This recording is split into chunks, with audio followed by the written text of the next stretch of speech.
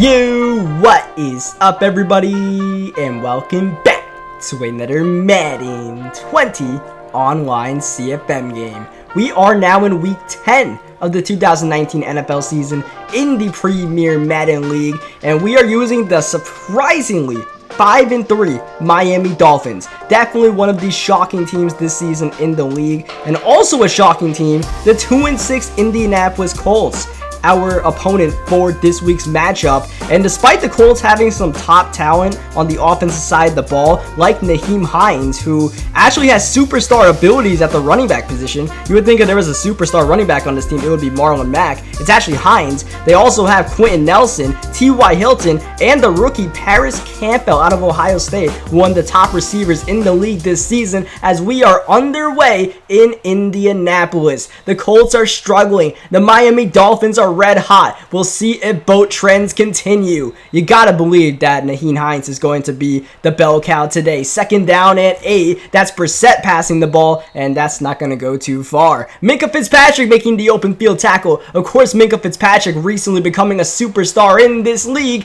and one of his superstar abilities, secure tackler. That's going to wrap up Devin Funchess on third down and force the punting unit on the field. And here comes Josh Rosen and the offense. Rosen continuing to battle every single week to prove to the Dolphins that he is truly a franchise quarterback, because you have to know that we're thinking about drafting a quarterback in the draft if possible. Third down and 3. Here's Rosen. He's going to hand off to Kenyon Drake, and that's going to be a first down and a big gain, a gain of 11. Move those chains. But Josh Rosen has definitely stepped this game up in the past couple of weeks. A rough game against the New York Jets. We're looking for a bounce back, and early on, the answer to bouncing back with Rosen is handing the ball off. The ground game has been working out for us, which is not something that we've had pretty much this entire season. We have never really been a run-first team due to the offensive line we possess. Unfortunately, we try to pass the ball on second down. That doesn't work. Third down, passing down, and Rosen has a lot of time to throw this ball. Relocating Devontae Parker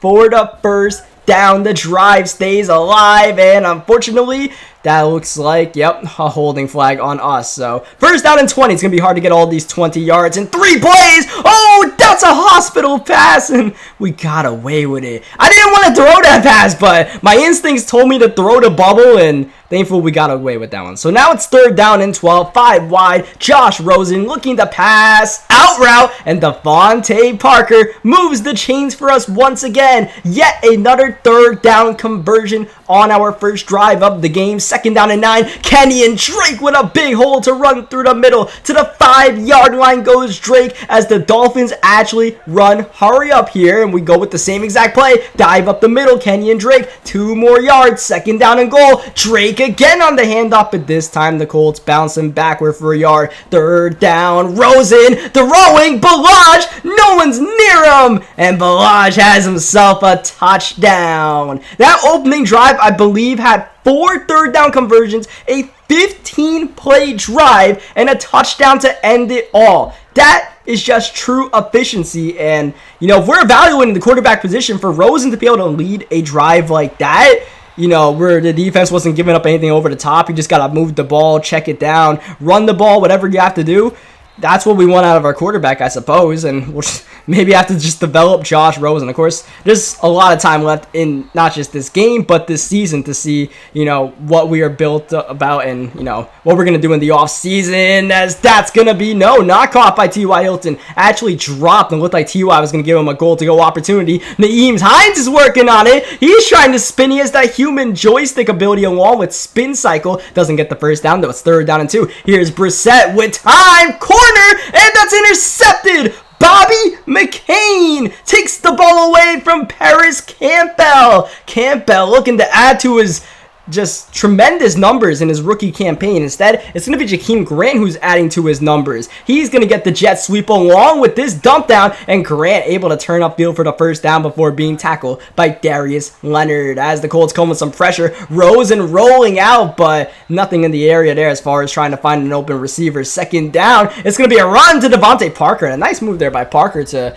actually get some positive yards on the play. 3rd down and 8. Once again on 3rd down, Rosen is 5 wide, and once again the Colts only sending 3. That'll give Rosen time, and he throws a dime to the tight end, Mike Gesicki. Gesicki has definitely been a go-to guy as far as, 3rd down conversions, and he comes through once again for us. And just in this game, the amount of 3rd downs we have been converting is the complete opposite of the Jets game last week, where the Jets were converting 3rd downs on us. Here's 3rd down and 4. Rosen with the move in the open field, and Josh Rosen scrambles for the 1st down. That's not something we've really seen all season long. We're running the ball efficiently, even with Rosen on the sweep. It's Albert Wilson who nearly stumbles forward into the end zone. Big 3rd down and goal at the 2. The Colts need this stop. Kenyon Drake, he's in. The Miami Dolphins want to double up the lead here. Let's not count our chickens before they hatch. But Jason Sanders up and good. We follow up the 15-play drive with an 11-play drive, and both of them resulting in touchdowns. That is just simply fantastic, as Brissett thought he might go downfield. Instead, he goes underneath to Devin Funches. And Brissett, more than anything else, hasn't really had time to get in a rhythm here. The Colts offense has spent much of the game on the bench because of our offensive drives taking so long. 3rd down and 3, and it's going to be a 3 and out for the Indianapolis Colts offense. That pass wasn't even close. It looked like our player had a better chance of catching it than his offensive player. I mean, Rigoberto Sanchez is having a pretty good game. Another great punt from him, but otherwise, not much else to talk about for the Indianapolis Colts early on in this game as we hit the 2-minute warning. 2nd down and 10 from our own 13-yard line. Rosen with the handoff to Kenyon Drake. The ground game starting to slow down just a little bit. We chew a lot of clock here on 3rd down and 10. Handing off to Balaj, looking for the 1st down. But at the end of the day, we play it safe, force the Colts to call a timeout here, and punt the ball away with Matt Hack. And Hack is going to get a pretty good punt off himself, getting the Colts to the 30-yard line. And I guess we'll just try to rely on our defense here and make sure we don't give up any points in the last minute of the 1st half. So far, so good. We get the sack. Loss of 11. 2nd down. It's another sack. This time it's Wilkins jumping over Hines and getting that one as Quentin Nelson trying to pick up a block for his star running back in.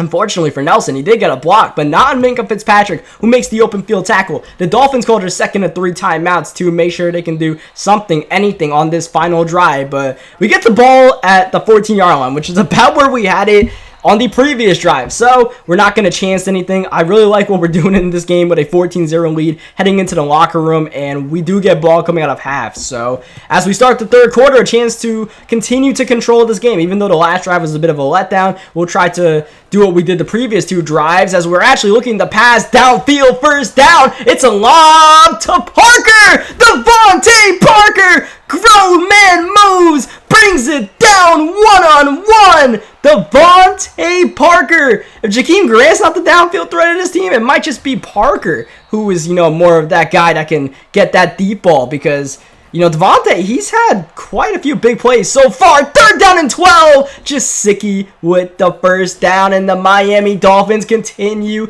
to just shred the Colts on 3rd down. It just hurts so much when you get the stop on 1st down and you get the stop on 2nd down. It's just demoralizing at a certain point, as I believe that was Balaj who got his 2nd rushing touchdown of the game. All 3 of our touchdowns so far have been rushing touchdowns as far as I know, as you see Nyheim Hines just got to do something for this Colts team. Yes, there's still a lot of time left in this game, but like I said, at some point, all those 3rd down conversions can really just start bothering you. We'll see if the Colts can pull out a 3rd down themselves, and the Colts offense is still cold. They've still been on the bench for most of this game. 3rd down and 5% with time, looking for Campbell, but we've definitely identified Campbell as a guy to guard on this Colts offense, and he was double covered on that play.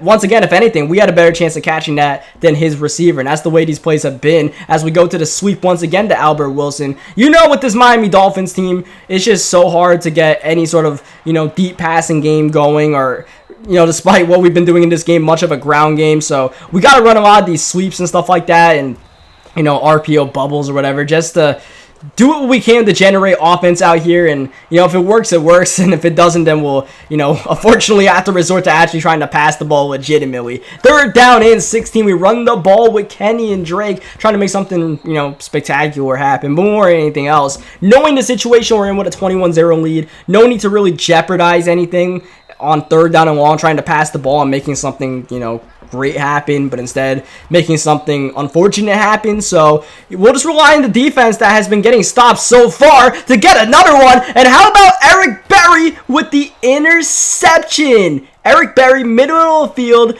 and, you know, Berry hasn't had many interceptions this season. As you guys know, Minkah Fitzpatrick has 12 interceptions so far this season, and he's on pace to break Night Train Lane's all-time record of 14 interceptions in a season. Eric Berry, though, he just kind of does his part in the middle of the field, and if we don't hear his name, that's fine. That means he's not blowing a coverage, and if people are going to throw interceptions to him, fine by us. Late third quarter at this point, we're in true clock mode. Like, I just want to, you know, try to make sure we protect the football and win the game and move on. Third down and 11, though. We are going to try to pass, try to get this first down. Hopefully a touchdown. Rosen to Grant. Your touchdown has been granted. Late in the third quarter, the Miami Dolphins are up 28-0.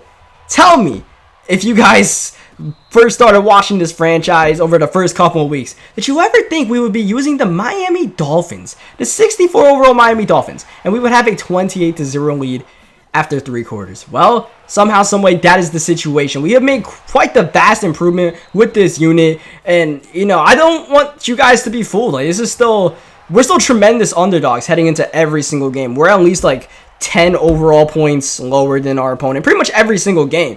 And the fact that we pulled these off is just impressive more than the next, especially against, you know, some top flight teams or even mid teams like the Indianapolis Colts. Even though, you know, the Colts are struggling to CFM, they're on pace to drop to 2-7 as their record. Meanwhile, for the Miami Dolphins here, first things first, let's focus on this 3rd down and 10, try to get the stop. Here's Brissett looking, end zone for TY, and that is incomplete. Oh man, maybe a better throw gets the touchdown, but a better throw might also get him intercepted by Minkah Fitzpatrick. And oddly, the Indianapolis Colts go for the field goal on 4th down. Not something I would have done personally, considering there's 7:28 left in the game, and the field goal doesn't even help you make it a 3-possession game. It's still, you know, what, a 4-possession game here? So I'm not really sure what the field goal does for him there, especially since Jakeem Grant's going to get him the first down. And, you know, with the Colts going for the field goal there and with us getting this first down, we could start, you know, looking ahead a little bit and thinking the fact that, yeah, it looks like we are going to be 6-3 after this game. And that is, you know, one, I did not expect to do that. I honestly didn't expect to be competing for a playoff position with the Dolphins in this first season. As 3rd down and 7, we're just going to run the ball. I'm chewing clock. I'm not really trying to get the first down here. Like, I'm not going to pass the ball or do anything crazy. So we'll just take our field goal up and good. I don't know if you guys noticed, but I actually put Joey Sly in the game. And since it was a long distance field goal, I wanted to see what kind of leg he had. We actually signed him 2 weeks when we played the Jets. I signed him since he has 98 kick power. So instead of Sanders kicking that one, we had Joey Sly. So yeah, we'll see if that kick power can make some sort of impact at some point this season. I don't think I had too much of an impact on that play. As Jakeem Grant on the bubble, he was open, so I might as well throw it to him. But really, we're just trying to chew this clock out here. 31-3 game, under 4 minutes to go. Kenyon Drake nearly had himself a touchdown. Oh, just wrapped up from behind by, I believe that was Clayton Getters, as, you know, still running the ball. So yeah, 2nd down 13. Here is Kalen Balaj with a hole, trying to get the first down, and that first down would have ended the game because we could have just need the ball at the 2-minute warning, but he fumbles the ball. Oh man. So yeah, anyways, we're gonna be 6-3 with the Dolphins. Did not expect that at all. I did not expect to make playoffs. I expected the first year to just be, you know, a part of the rebuild. We were supposed to take multiple seasons to even think about making playoffs, 2 to 3 seasons. And here we are in the first season. Like, I want to get ahead of myself and say we're going to make playoffs, but we're at least competing for a playoff spot, which is a lot more than I thought. I figured we have, like, a top 15 pick. I figured we wouldn't go 0-16 like the real-life Dolphins are on pace to do, as Jacoby Brissett in the corner. Pick your Dolphin to get the interception. It's going to be Marcus Gilchrist. Berry also in the area, and that will end the game effectively. We're just going to need the ball a couple of times. Shout out to Ryan Fitzpatrick for stepping on the field for, what is it going to be, 3 knees here? 3 knees. So that will do it. The Colts dropped to 2-7. The Miami Dolphins officially now move to 6-3. And like I said, it looks like we're going to be competing with the New England Patriots, who win this AFC East division every single year. But in Madden, when we're using the Miami Dolphins, we have a chance to make this true underdog story happen. So next week, I believe we play against the Buffalo Bills again. And we did take care of the Buffalo Bills last time, but you guys know rivalry games, you know, can take on a life of their own. Especially if you guys watched that game against the Jets last week. That was something else. And even the Bills game, it was pretty close for a while before we eventually blew that game open. So we'll see what the Bills have for us. And if we could win that Bills game, man, 7-3... sounds pretty ridiculous with the Miami Dolphins, but it's something we can do. So as we check the final stats here, you see we ran the ball a lot, and we had success early on, but 27 rushes between our two top running backs for 90 yards? That's pretty pitiful.